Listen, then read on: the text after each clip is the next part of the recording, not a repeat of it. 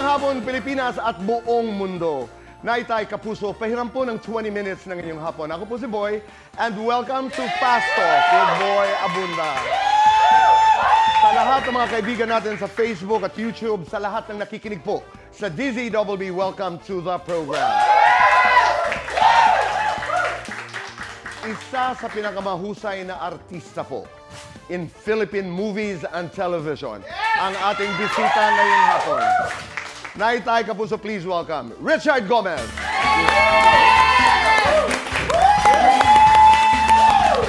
Thank you, boy. Welcome to the program. Maraming salamat. Thank you. It's been a while. Thank you for having me here. Thank you. Gwapo ka pa rin. Sabi nga nila. Okay. Pag-usapan natin pagiging gwapo. That's interesting. Did you know when you were younger na gwapo ka talaga? Not that you're not gwapo anymore, but lalo na nung bata pa. No, I remember when I was in elementary, nandun ako sa bahay ng isang friend namin, ginagawa yung bahay nila. Sabi ng karpintero, ang gwapo ng batang ito ah. So, ayan yung picture na yan, at that age. Yan. Yun, I remember that. Sabi niya, ang ganda ng pilikmata. Oo. Sabi ko, at dumi ka talaga sa isipan mo, di ba? Sabi ko, siguro nga gwapo ako. Okay. At madalas ka bang masabihan ng bata ka pa na, artista ka? Mag-artista ka? Yes, because boy, not a lot of people siguro know or remember that my mom was an actress, si Stella Suarez. Right. Yeah, in the 60s and 70s. So, marami siyang mga friends from showbiz na look at yourself, you were also sexy. Yeah. Diba? Yeah. What was this, how were you at that point in your life? I was very young, siguro at that time, 20 lang ako din, 20 or 21. Pero, noong ikay 21, 20, you were comfortable with your body? Yes. I was very, not conscious, but I was very, I was very athletic. Right. I love playing, I love running. So, I was not necessarily doing weights. Vain ka? Banidoso ka? Actually, hindi. Talaga? Hindi. Pupunta nga ako sa minsan sinasama ko ni Lucy na magpa-derma. Tinatanong ng dermatologist, ano yung regimen mo sa mukha? Ang sabi ko, kung ano yung ginagamit ko sabon sa buhok, yun din yung panlinis ko ng mukha. Really? Talaga? Hanggang ngayon? Up to now. Galing. Or if I do shampoo, pag hindi sabon, shampoo, yun din yung pamukha ko. Paano ka binago ng marriage? I always tell Lucy, I'm very fortunate na ikaw yung pangasawa ko because I am a better man now. Mas nag-mellow ako. And then when it comes to decision making, I really take my time more to come up with the decision. Dati hindi eh. Parang, how do you say it? But what's a proper word? Basta makapag-decide, tapos na ako, ganun lang. Sometimes you're very aggressive, no? Right. Masyadong aggressive. Sometimes reckless. Reckless? Yes. I think that's a better word. Yung parang hindi ka nag-iisip, basta ito ang gusto ko. So, nung asawa kami ni Lucy, I became mellow. Wasn't it a problem that you were a superstar for Lucy? That she had to, she's very beautiful. I mean, the first time I saw Lucy, naalala ko, she was doing commercials. Sabi ko, parang hindi naman tao ang ganda nito. Parang really beautiful. But was that a problem to Lucy that you were the Richard Gomez? It was not a problem with Lucy. Ang inisip ko lang, at one point, sabi nung before we got married, sabi ko, yung mga fans kasi seloso or selosa. Di ba? Siyempre, Richard Gomez, may love team na Snooki Serna, Sharon Cuneta, Don Zulueta, yung mga ganon. Sabi ko, how will people react if si Lucy yung mapapangasawa ko? Inisip ko rin yung one time. Okay. Magsiselos ba yung mga fans? But alam mo, natuwa naman ako kasi the reaction of most people were very positive. Sabi la, uy, ganda naman ni Lucy, bagay kayo. Alam mo yung tao, una tinitingnan yung appearance yung physical, before natignan yung ugali mo, yung pagkatao mo. I should be asking Lucy this, pero ano yung tingin ni Lucy sa'yo noon? Si Lucy kasi, she was a fan. Talagang Richard Gomez fan siya. Talaga? Oo, in love talaga siya sa akin. No? Lagi niya sabi, alam mo, 12 years old pa lang ako, in love na ako sa'yo. Sabi ko, swerte ko naman. Hindi ko alam yun. Oo. Okay. Oo. So, at a very young age, High school pa lang siya, pag pumipirma na siya ganun, Lucy Torres Gomez na siya noon. Di ba? Ang swerte ko, di ba? Ang galing. Ang swerte ko talaga. Marunong mag-manifest. Oh, yeah. Yan ang gagawin mo. Lucy Torres Gomez. Ang galing. Okay. So we have to be very careful with what we say. Correct. Because The power. our words are very powerful. I agree. Kumusta ka bilang asawa? Ako, mabait naman ako ng asawa. May takot ka sa asawa mo? In a way, yes. Talaga? Oo. Ayoko natatakot ako na magalit siya sa akin. I don't want na magalit siya sa akin. Oo. Oo. That's takot and love. Oo. Gusto ko na pag magkasama kami ni Lucy, gusto ko masaya lang kami.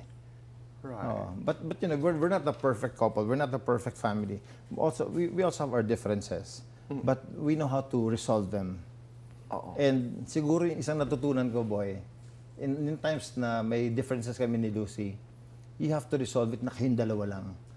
Dapat hindi siya sama yung parents nyo, o hindi mo siya sama yung kapatid mo, because in a lot of the people we know na yung mag-asawa, nag-away, sinumbong sa parents. Oo. Eh, bati na kayo eh. Galit pa yung parents sa'yo. Tama. Yung ganon. Meron din mga psychologists who believe in the idea na pag ang couples daw nag-aaway, you have to fight, resolve problems na nakahubad. Ay, saya. Sa pag-away? Hindi, kasi mas vulnerable. Ganun ba talaga? I read about that somewhere many years I ago. will tell Lucy. Kunyari, nag-aaway tayo. Okay. Ganito dapat natin nire-resolve yung problema natin. Ha? Sabihin mo na lang, hindi galing sa akin. But you've been married for 28 years. Yes. I remember an interview with Lucy. Sabi niya, there was a point when she would pray over you. Ano yun? Si Lucy kasi madasalin. Pero, so when she prays, as a couple, husband and wife, sinasama niya ako, pinipray over niya ako na ganyan. Habang natutulog. Habang natutulog ako ha. Okay. So when she prays yan, minsan nagigising ako kasi nararamdaman mo, totoo. Okay. Totoo. Okay. Hala, pinagdadasal na ako ulit. Ganun, no? Pag halimbawa within the marriage, may mga umaaligid, hindi lang sa'yo, kahit kay Lucy. Oo. How do you guys manage that? Sa atin, in our business, in Oo. show business, grabe yung temptation, di ba? Right. Not necessarily from our peers, our colleagues, pero, from outside forces. Pero siguro there's a way of just, turning away, turning a blind eye. Ganun na lang ginagawa ko.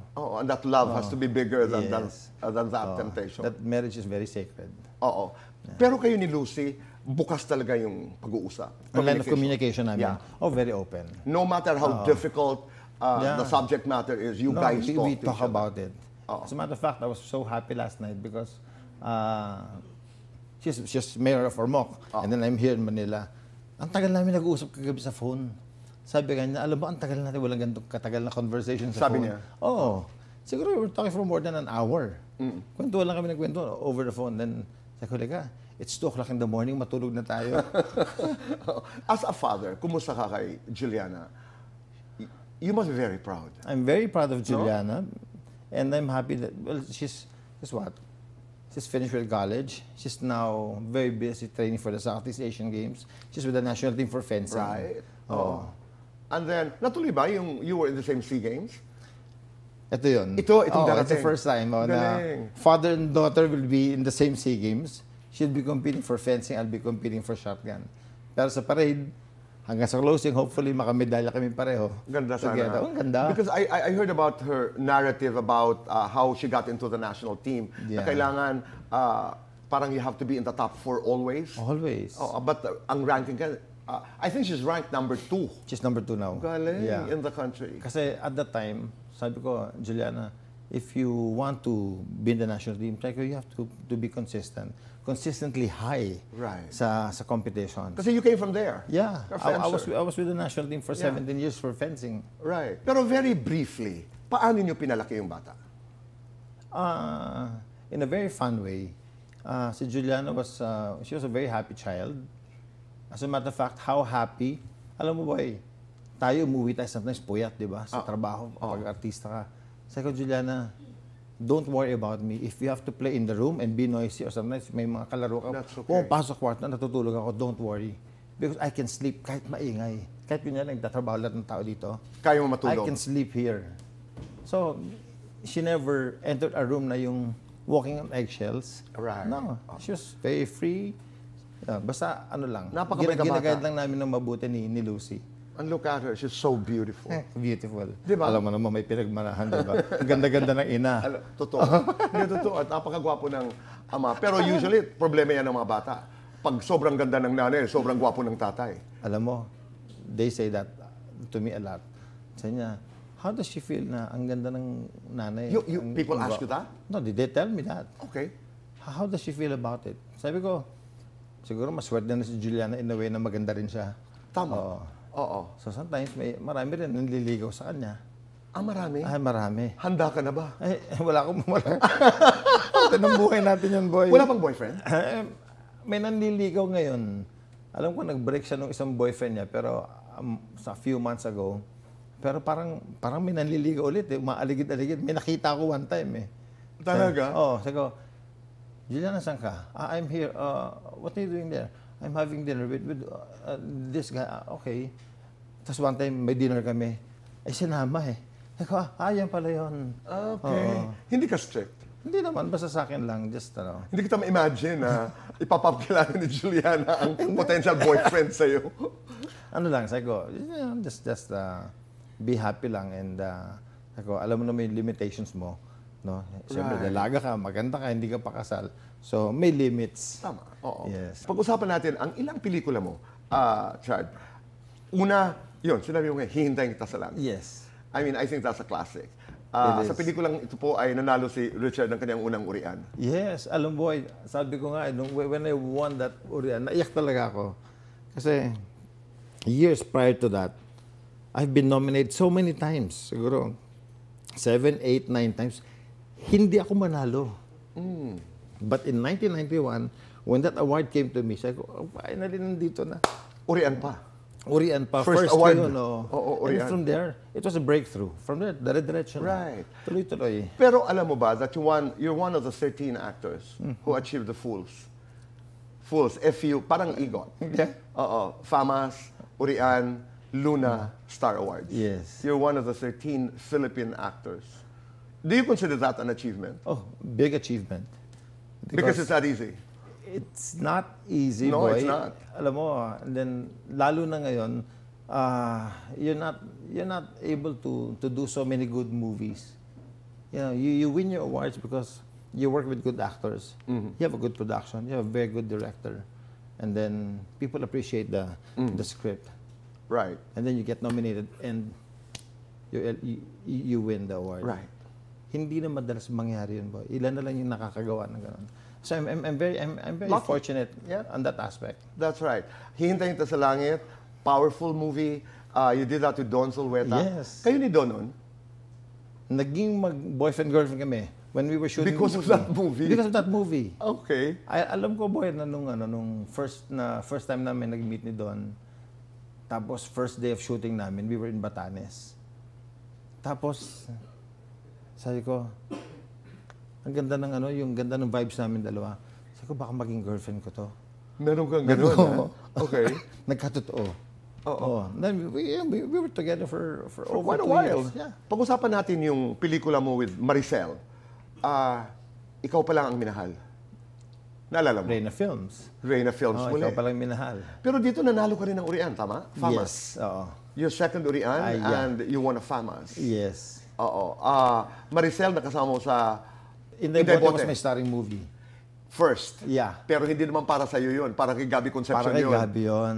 Anong nangyari doon? Ba't napunta sa'yo? Alam mo, I was in Regal at the time. Kasama ko si Douglas. Douglas Boyd, Douglas Quijano, the manager. In-offer sa akin yung movie The Scorpionites. Sabi ko, hindi ko yata kaya ito. May mga ubat-ubat, may mga may nilalabas yung pototo, yung mga ganun. Sabi ko, Dogs, hindi ko kaya to. Talaga? Hindi ko kaya to, Dogs. So, binalik ko sa hindi ko kaya. Sabi niya, sige, don't worry, punta tayo kay Mother. So, we went to Mother Daily. Sabi niya, ayaw mo? Sabi niya, buti na lang. Sabi niya, okay lang. Sabi niya, dito lang, Warlight.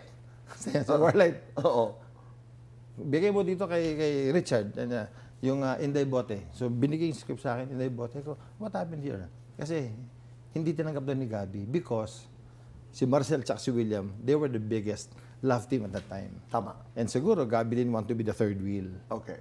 Eh, sino ba naman ako? Wala, hindi ba akong pangalan binigay sa akin? Ha, okay, sige. So, after mga 3-4 days, shooting na ako ng Inday Bote. Okay. Ganun lang kabilis Ganda ng naman. kwento, no? Scorpio Nights, nagsisisi ka na hindi mo ginawa. Hindi. Hindi ako isisi. Gusto ko, habang binabasa mo yung script, ay, magpapakita ng putoto. Ano ba itong pelikula ito? I'm sure naintindihan ni Tito Dogs. Di ba?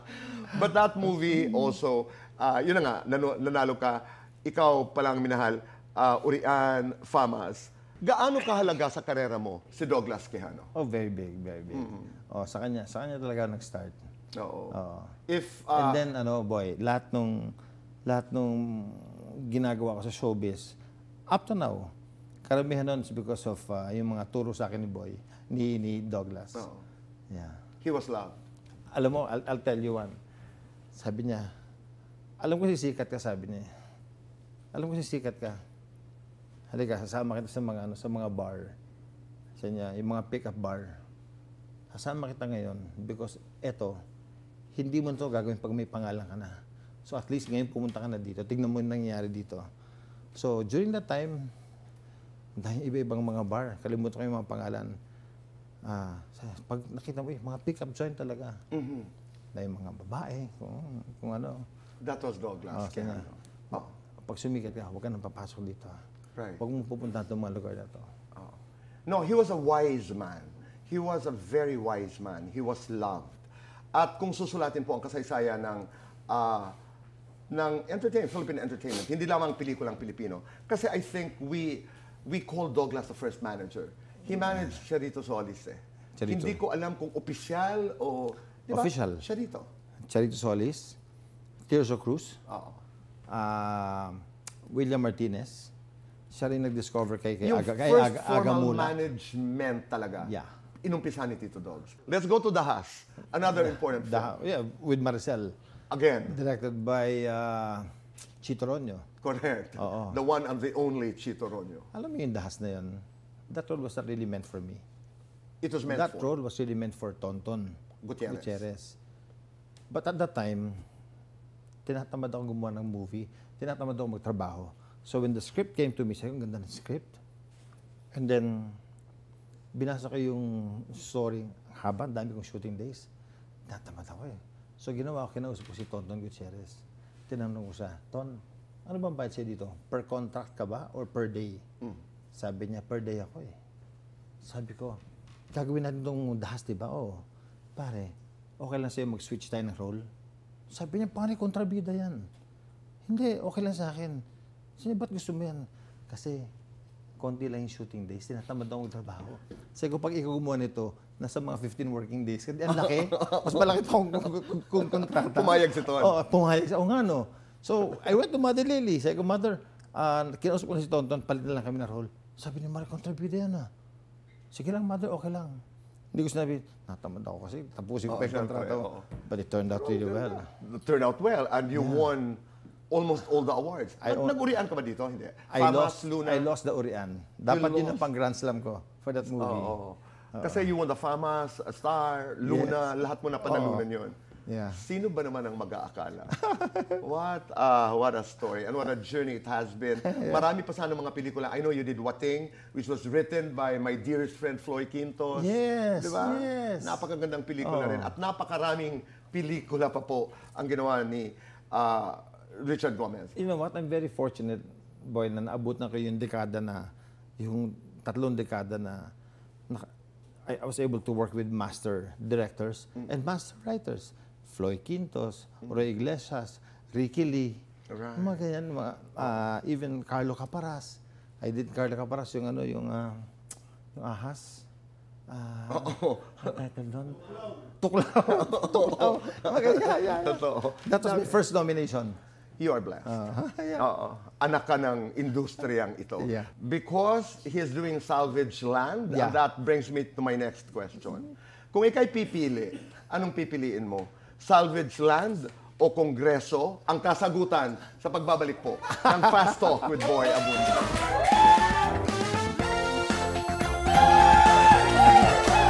Kami babalik po dito sa Fast Talk with Boy Abunda. Chad, let's do the Fast Talk. Richard, tall, dark, or handsome? Handsome. Guwapo pa rin, macho pa rin. Guwapo pa rin. Maginoo pa rin, o pilyo pa rin. Nako, pareho lang. Sporty, naughty. Sporty. Magaling magluto, magaling manuyo. Magaling manuyo. Banana Q, barbecue. Banana Q, anytime. Leading man, sabi nga nila lahat dito. Leading man, family man. Family man. Action, romance. Romance. Noon, ngayon. Ngayon. Ormoc, Maynila. Ormoc. Showbiz, politika. Showbiz. Your favorite leading lady? Can I mention a few Yeah, names? you can. Don, Sharon, Maricel, Bea, and some more. Your favorite among your movies? Hintay Kita sa Langit, Dahas. Your favorite among your TV shows? Palibhasa sa lalaki. 0 to 10, ilan ang naging girlfriends mo sa showbiz?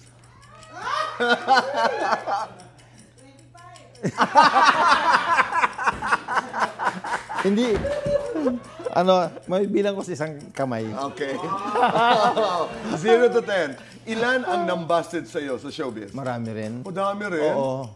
Talaga? Oo. 0 to 10. Gaano ka katinik noon? Noon, mga 0 to 10, mga 8. 0 to 10. Gaano ka kahat pa rin ngayon? 10 pa rin tayo dyan. 0 to 10. Di ba? Oo. 0 to 10. Gaano ka katakot kay Lucy? Mga 7. 0 to 10. Gaano ka katakot kay Juliana? Mga 7 na rin. Your favorite Bisaya word? Gugma. Gugma is love. Love. Your proudest achievement? Having a family with Lucy and having Juliana. Lights on or lights off? Of course. Ko naman. Lights off. Happiness or chocolates? Siyempre, happiness. Best time for happiness? Before I sleep. Complete this. Hanggang ngayon? Hanggang ngayon, mahal ko kayo, showbiz. Let's talk about Salvage Land. 7 taon kang hindi gumawa ng pelikula. What made you come back with this film? Alam mo, boy, nagkataon na ang gulo-gulo ng mundo ng politika ngayon. And I am in Congress. Ang gulo sa Congress ngayon.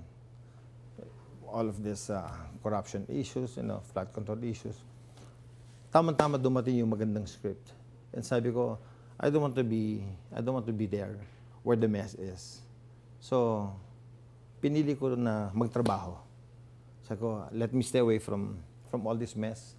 I'll be out of Congress for a while. And alam mo, hindi nila na-feel na wala ako doon. Sa dami ng gulo, hindi na nakita na, parang nawala ka. Wala. Because everybody's so messed up. Kasama mo dito si Elijah, one of the best young actors we have. Very good. And this is directed by? Directed by Lino Cayetano, and then Right. kasama ko dito si Simon Confiado, Right. si Cindy Miranda, and Angela Morena. Fantastic cast. Pati si Makoy de Leon. Galing nila mga artista. Okay. Sabi mo, magaling si Elijah. He plays your son. Yes. Alam mo, in most of our scenes, well, there were at least 3 big scenes na ang reference ko si Juliana when I was acting with Elijah. It was as if I was talking to Juliana. So ganun yung attack ko dun sa ibang eksena namin. Interesting. There's a scene na we have to part ways. The scene na nakita ko na nasasaktan si Elijah. So that was how I attacked it. Sa maikling, in the briefest way you can, ano ang Salvage Land? Salvage Land, story ito ng police about criminality nangyayari sa isang maliit na lugar. Pero, andun din yung story ng retiring policeman. Tapos, andun yung anak ko na budding policeman. Kaya sabi ko sa kanya, anak, as a retiring policeman, ito yung experience ko. Ito yung gawin mo, ito yung huwag mong gagawin. Do not cross this line. Okay. Para wala kang sakit na ulo. Ang anak mo naman na bilang But police. very aggressive, very idealistic. Okay. Gusto So, hindi. may conflict doon. Hindi siya Doon, bukas andun lahat. yung conflict namin. Okay. Sabi niya, hindi, you cannot cross this line. Pero police ka, pero hindi na natin boundary yan. Iba nang maghahawak niyan. Hindi. tayo kailangan i-cross natin to kasi part ito ng trabaho natin, which is correct. So, yun yung conflict namin. Ganda. Kailan namin mapapanood ito? November 26. Boy, alam mo, I'm very proud of this movie because bihira dumating sa atin yung napakagandang script. And, you know, we produce less than 100 Filipino movies every year now. So, every once in a while ka lang makakita ng magandang pelikula. Working with fantastic directors, fantastic actors, very good producers. So, do not miss this chance to watch Salvage Land. Okay, that's November 26. 26, yes. Ang pagbabalik po after 7 years ni Mr. Richard Gomez. Gusto ko sana sabing Goma, pero kailangan formal ng content. Sinabi talaga. Call me Goma anytime. Yes, you will always be Goma to us in the business. At maraming salamat sa iyong pagdalaw. Thank you, boy. Thank you. Pero I go back to my hanging question. Salvage Land o Kongreso? Alam mo, I love my work as a congressman because I'm able to help my district. I'm able to help the people. But again, maswerte ako because in the midst of all this turmoil, nabigyan ako ng chance na gumawa ng isang salvage land at ginawa ko. So, ito na yun. No? Habang nagkakagulo sila, meron tayong nagawang maganda. Congratulations. Maraming salamat. Thank you. Richard Gomez.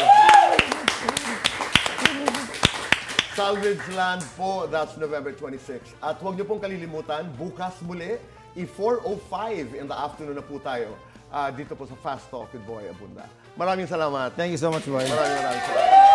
Nay-tay, Kapuso, maraming salamat po sa inyong pagpapapasok sa amin sa inyong mga tahanan at puso araw-araw. Be kind, make your nanay proud, and say thank you. Araw-araw, marami ho tayong mga desisyon na minsan nalilito tayo. Piliin natin ang gumawa ng tama. Be Juan Tama. Goodbye for now. God bless.